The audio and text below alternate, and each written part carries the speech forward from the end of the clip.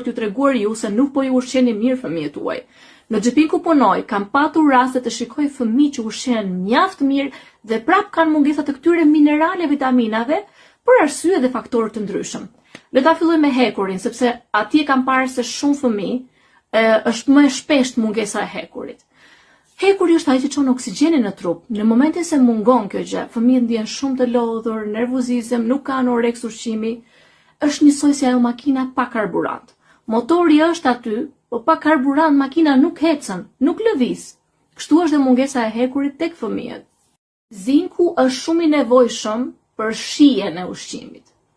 Zinku është si ai televizori pa sinjal. Mund ta kesh ushqimin aty përpara, por nuk të tërheq, sepse nuk e ke të zhvilluar, për shkak të mungesës së zinkut, shija nuk është, e refuzojnë ushqimin fëmijët. Analizat tjera që duhen bërë është vitamina D, e cila mund të jetë përgjegjëse për imunitetin e dobët, për dhimbjen e kockave, oreksin.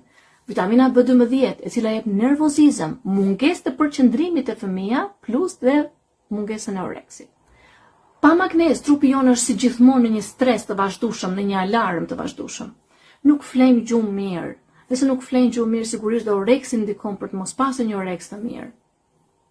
Një tjetër temë për të përmendur është zorra dhe intoleranca nga ushqimi. Parazitët janë shumë të zakonshëm tek fëmijët, të cilët i marrin nga duart e palara, nga kopshtet, nga lodrat që përdoren gjithë dhe nga shumë vende të tjera. Ato japin fryrje, dhimbje barku dhe sigurisht nëse nuk e kanë mirë barkun, nuk i vjen për të ngrënë ushqim.